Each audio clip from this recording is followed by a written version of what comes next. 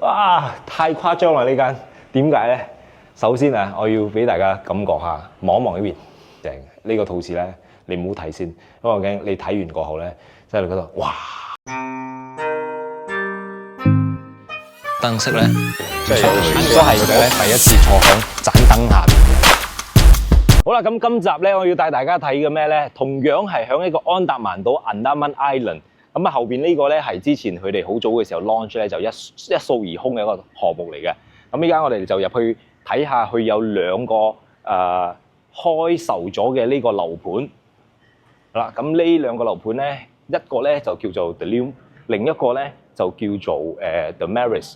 咁啊，當然咧響呢邊咧嗰個大藍圖 Master Plan 咧，我就唔會再講噶啦。因為點解咧？如果你錯過咗嘅話咧，上一條片我已經講過佢成個規劃啊，成個大環境啊。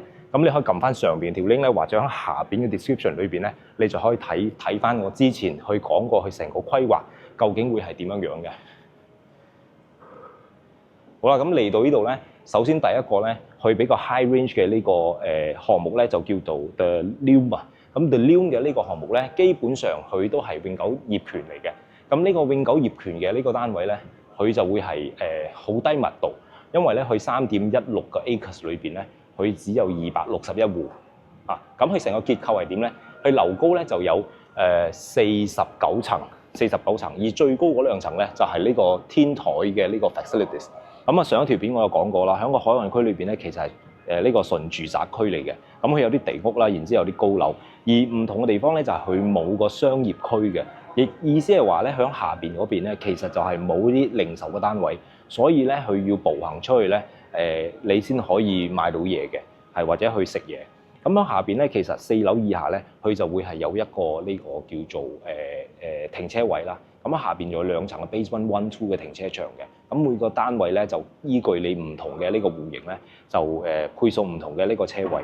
咁啊，當然咧，去216戶入邊，由5樓開始，呢度一直到48樓咧，係嘅單位嘅樓層嚟嘅。咁樣每一戶咧，佢嘅樓層有幾多戶咧？總共咧每一層佢其實就有6伙個單位。咁佢就好似一個風扇嘅葉咁樣啦，有左葉同右葉啦，個 fan blades 啊。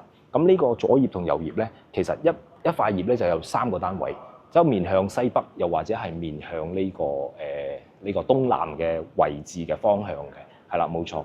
係啦，咁當然咧，喺呢度咧，佢嘅戶數啊，即係佢有總共有4個唔同嘅呢個戶型。咁呢4個唔同戶型咧，由1700尺最細，去到2800尺。所以我講呢個係一個 high range 嘅呢個樓盤嚟嘅。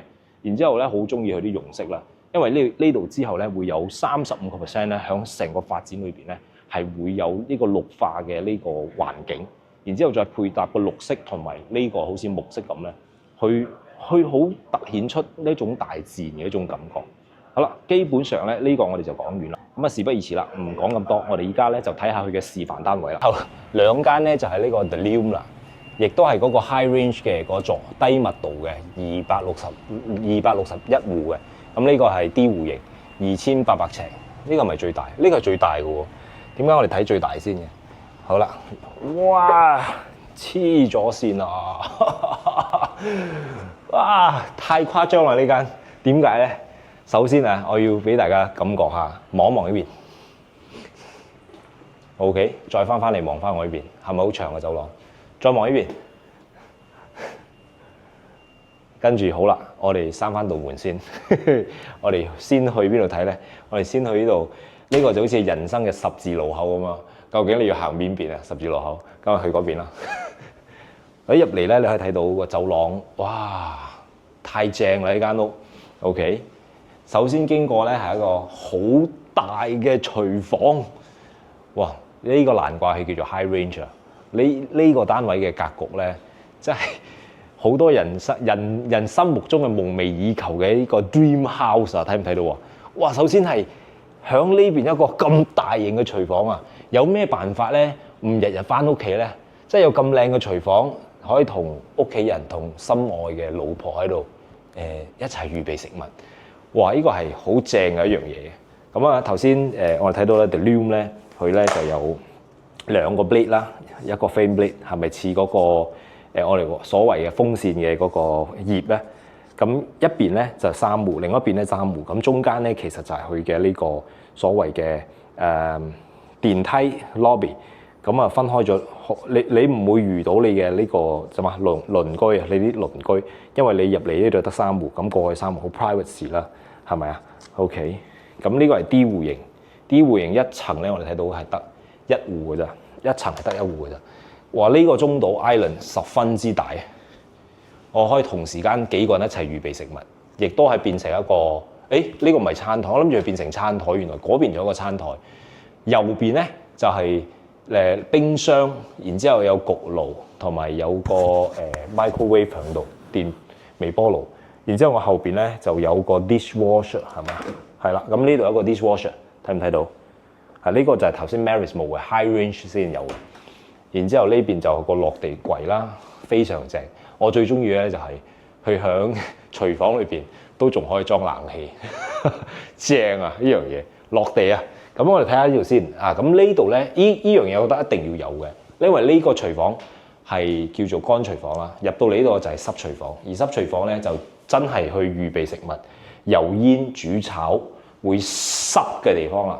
外邊仲有一個細嘅 laundry area， 我哋叫做後花園啦，響落地屋就叫做yard 啦，係咪後庭院？咁呢度咧就可以有陽光透射入嚟。好適合咧個 maid 咧喺度預備，即係 laundry， 即係將啲衫洗完、摺完，甚至乎曬完攞翻嚟呢度再處理。跟住咧，當然呢邊就有工人姐姐房啦，係啦，就喺度啦。代氣不薄嘅，你睇唔睇到入嚟嘅時候咧，會 OK 好跣啊個腳，差啲跣親跌落地。呢個就係工人姐姐房啦。然之後呢個係佢嘅呢個另外一個後門嚟嘅，所以佢就唔會經過個客廳。佢有沖涼嘅地方啦，睇唔睇到？工人沖涼嘅地方都已經係咁大啦。OK， 咁呢度出翻去咧係邊度咧？過嚟，呢度出翻去咧就係去翻嚟又入門口嘅時候咧，就經過呢條走廊，咁佢就唔會經過你嘅客廳啦，就呢度翻去個房啦。好啦，咁另外我哋先睇下佢嘅呢個房先，呢邊 OK， 咁呢邊咧就有間細房，而呢邊咧係有個後門嘅。呢個後門咧就唔係俾即係工人係專俾工人去抌垃圾啊，或者係出入嘅一個 second exit 啊，係啦，第二個通道啦。咁佢翻嚟咧直接翻去。咁呢間中房一入嚟咧就有個好大嘅衣櫃同埋個浴室。咁嘅浴室咧就同頭先嘅 Maris 咧就細翻啲。主要我覺得佢嘅格局大咧就喺個房間度咧，可以睇到即使擺咗雙人床，最標準其實係擺咗單人床啦。因為呢個係設計俾家庭有小朋友嘅嘛。咁嘅設計係我覺得最 perfect 噶啦嚇。你有個好大好舒服嘅呢個台俾佢哋用，因為點解啊？你話細嘅時候咧，如果我哋有咁嘅一個睡房啊，哇，仲可以喺度玩 rock climbing， 哇幾正啊！真係呢個真係，如果我細嘅時候有間咁嘅房，真係真係開心，真係開心啊！講到差唔多想喊添，原諒我。咁呢邊咧入嚟咧就〜哇！呢間咧就係主人房啦，一定冇猜錯。如果我猜錯嘅話咧，請你食飯。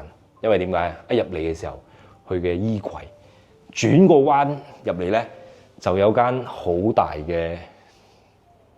哇！呢個陶瓷真係正。呢個陶瓷咧，你唔好睇先，因為我驚你睇完過後咧，即係你覺得哇！真係有去過 Eastern Oriental 嘅嗰種點講咧？俾你睇一睇先。賣下關子先咁你明白啦，係嘛？當然呢樣嘢唔會響你嘅交樓標準單位入邊有嘅，因為點解？我想帶出嘅咧就係佢間浴室咧係酒店設計嘅，真係非常正，一流。係啦，咁我哋睇下入到嚟咧，睇唔睇到啊？前邊仲可以擺個 bench 嘅，呢個空間咧係好闊，而且好正。成個格局咧，佢嘅裝修當然呢間係冇跟裝修嚟嘅，你要自己去發揮你嘅係啦創意啦，你各人嘅喜好啦。好大嘅落地玻璃睇唔睇到啊？呢個要展示下嘅，因為點解有靚景啊嘛？你記唔記得 The Loom 咧係響住宅區嘅，所以望翻出去咧係響個 shoreline 嘅，即係海灣區。海灣區望出去咩啊？賣點就係海景，所以咁大嘅一落地玻璃咧，即係如果有咁靚海景，唔有咁大嘅落地玻璃，邊度得啊？係嘛？對唔住啲住戶啦，係咪？係啦，咁我哋出翻去睇下個浴室，我哋感受下浴室，帶大家感受下個浴室先嚟入嚟。你可唔可以想像到咧？浴室右邊雙面盤咁大個浴缸，然之後呢邊兩邊透光入嚟，左邊呢邊又透光入嚟。咁馬桶咧同埋個企浴係分開嘅，非常正。然之後落嚟呢度咧，仲可以擺個長身鏡照下。呢個成個 setting 咧同酒店咧一模一樣嘅。咁呢啲2800尺，如果冇咁嘅空間，梗係當然唔得啦。我哋去睇下其他地方先，襯托下。咁呢度一間。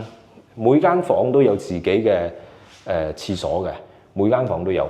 呢間咧佢就改成做佢嘅設計係書房，係咪好正？哎呀，今日爹哋有嘢做啊！唔好嘈我先啊！爹哋有好多嘢要做啊！哇！呢個空間我覺得正，因為點解？夠靜啊！即係同嗰邊係分開嘅客廳，與世隔絕啊！可以講係。但係有間2800尺唔做房做書房，當然可以啦。因為呢種去到咁嘅 level 嘅時候係唔同嘅，同你講。咁我睇另外一間先。然之後入嚟咧，當然都有自己嘅一個陶瓷。一入嚟就對住個鏡，仲有2塊鏡咁多添。嗱，呢間房咧中房，屬於中房，所以每間房有佢自己嘅廁所。然後你發現呢間房嘅空間都大嘅。最特別要提嘅咧就係因為佢嘅床旁邊咧就唔係嗰種 Maris 嘅設計，旁邊就係衣櫃啊，前面就係衣櫃咁。佢旁邊係擺書台，而且好闊落，係嘛？睇到好闊落。咁佢要提一提嘅咧就係佢嘅房嘅下邊啲地板咧係用 solid timber 嘅實木嘅 ，OK， 所以係好防水、好防刮花啊啲咁嘅嘢，比較襟啲。然之後咧，佢 Maris 咧係用個 laminated 呢個。timber flooring、laminated 嘅呢個 flooring 係啦，呢度係啦，暫時冇嘢睇。咁呢間咧就係2800尺啦，係咪好正啊？大家，我自己睇完咗，好中意。突然間心諗，聽海哭的聲音，唔啱呢首歌。OK， 好啦，咁。睇完呢間啦，我哋要係啦，帶大家睇去啲面積細啲嘅單位。Let's go！ 我諗應該係最大最細啦，可能會係1700尺，我唔知有冇估錯。嗱，入嚟呢度仲可以有擺設添。哇！呢間真係單位睇到我心都痹晒嘅。好啦，最後一間咧，我哋去到 The Loom 嘅 B 戶型啦。咁呢間幾大先？2164尺，201嘅平方米。3房，一間書房同埋一間多用途房，入嚟睇下先。嗱，會唔會輸過頭先嗰間先？當然細係細咗少少，但係都有2000幾尺，係嘛？咁入嚟同樣咧，唔同嘅地方就係呢邊冇房啦，佢得個 L 型嘅啫，睇唔睇到？所以一邊咧就係房，另一邊咧就入去廳嘅。咁當然咧，梗係入去主要嘅地方睇下先。嗱，咁呢度咧佢有另外一間房嘅走廊，但係我哋直搗黃河先。OK， 嚟呢邊睇一睇，好大嘅客廳。咁呢個格局又咪有少少唔同先。其實佢同樣都係打橫嘅格局嚟嘅喎，即係一邊係廳，然之後一邊就係個飯廳。咁咧，佢主要我睇到咧，佢咁嘅設計咧係所有嘅設計都係對住個戶外嘅，因為有陽光透射落嚟。所以喺度食嘢啦，或者喺度 hea 下，望住個景，好正，好闊落。咁佢嘅廚房咧就有少少唔同啦，因為頭先嗰個單位，如果冇記錯，嗰個唔會記錯，嗰個係喺個中間有一個好大嘅落地玻璃喎。咁呢個咧就係喺入門嘅時候咧，去對住條走廊嘅。咁呢個係佢嘅濕廚房啦。呢個係佢嘅乾廚房啦，濕廚房喺裏邊，係啦，濕廚房喺裏邊。咁濕廚房呢度咧，其實基本上都有通風嘅呢個窗嘅。然之後電爐啊、洗衣啊，就頭先講好大分別，因為 laundry area 都喺度啦，係就冇個一啦。所以廚房咧，你雖然2800尺同埋2100尺爭喺邊度咧？咁如果有 budget，梗係2800尺啦，相差600-700尺，但係個空間感同埋成個設計唔同嘅。好啦，我哋去睇另外一間先，睇下呢度呢間係，我相信呢間就係個 study room 同埋個主人房。我哋睇個 study room 先。嗱，咁入嚟呢邊咧，係啦，呢邊就有一間 study room。咁啊，點解設計喺度咧？我相信就係跟住同個主人房一齊嘅，即係主人用嘅呢個工作室啦。OK， 咁啊，工作室本身都有自己嘅窗戶啦，唔係好大，細細地，但係我覺得都已經足夠㗎啦。然之後旁邊咧就有間廁所，係啦，咁就可以用嘅，方便啦，唔使跑太遠。咁入嚟呢邊咧，呢間係咪主人房咧？唔知有唔有猜錯，應該就唔會，因為你睇得到主人房通常大啲㗎嘛。咁你可以睇到佢嘅落床位全部都好大啦，好寬闊啦，係咪啊？OK， 咁然之後我哋轉過嚟咧，就去睇下另外一條走廊咯喎。咁喺衣櫃喺邊度咧？就喺呢度啦。咁依條走廊入嚟咧，成個空間咧，其實兩邊都係衣櫃嘅。呢間唔係主人房係咩啊？你話俾我聽啦。肯定係，因為主人房點解咧？就有2個面盤嘅。OK， 睇唔睇到？嗱，呢間雖然冇頭先嗰間咁大空間，但係依然佢嘅主人房嘅套子咧，同頭先嗰間咧係差唔多一樣嘅。差唔多一樣大，2個面盤，跟住奇浴、馬桶、浴缸全部有，同酒店一樣。OK， 咁我哋去睇下，呢間都迷宮啊，即係可能要行多幾次先會熟悉。呢邊去客廳，呢邊就出去門口。出門口之前有個坐低換鞋嘅地方，睇唔睇到？出門口喺度，跟住你可以坐低度換鞋。咁你要唔要呢度做鞋櫃啊？或者擺其他嘢你自己決定。呢邊就另外2間房，我哋先睇呢間先，係啦。跟住自己嘅呢個套廁嚟啦，然之後好簡單，呢邊係衣櫃，而呢邊就床位，係啦。咁就好典型啦，一間房。咁另外一間係點嘅咧？睇下先。另外一間咧，入去嘅時候係先到衣櫃。咁啊，先到個廁所，係啦，然之後先到間房 ，OK。嗱，成個格局咧都好唔錯嘅 ，OK， 分開晒。咁啊，連2000幾尺嘅單位，通常一般上都係咁噶啦，即係衣帽間啊或者衣櫃啊啲地方咧都係同啲床位分開，咁啊展示得到佢大氣啲啦、高貴啲啦，係咪？跟住你發覺好多地方都可以擺櫃啊、做啲衣櫃啊、做啲。係儲存嘢，所以呢間咧就係2000幾尺嘅單位啦。咁係啦，有唔有露台咧？可能兩邊都係有落地窗嘅喎。呢邊落地窗，呢邊落地窗，嗰邊係咩嚟嘅？睇下先，好似有啲嘢。啊，呢邊有個細細地嘅。哦 ，OK。咁我肯定呢個窗咧，佢有打斜嘅，即係開唔開到喺度？係，我哋可以影翻過去。咁呢個陽台咧係可以行翻過去一個圈嘅，睇唔睇到？然之後呢啲咧，我相信係可以取景啊，睇到海景嘅地方。望一望去露台啊，睇唔睇到？佢嘅闊度同頭先2800尺都係一樣咁闊，但係就冇咁長啦，因為頭先嗰個真係好長，呢個短啲。OK， 好啦，咁呢一條呢個即係示範單位咧就。頂多係5間啦 ，Marriott 3間 The Lume 行過咗2間。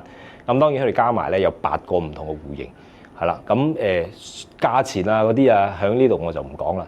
大概如果你想知道嘅話咧，你可以撳翻下邊條 link 咧，話俾我哋知你有興趣想知道佢嘅價錢。咁啊，我哋嘅 team 咧就會 send 翻過去俾你睇噶啦。咁呢條片咧都講得夠長啦，聲都開始冇啦，我要去補充啲水分。咁我哋如果你中意嘅咧，記得轉發俾你朋友或者 subscribe， 咁啊唔會錯過我下一條片咧去介紹唔同嘅嘢啦。係啦，記得嚟到馬來西亞咧，記得揾尼古樂斯。我哋下一條片見。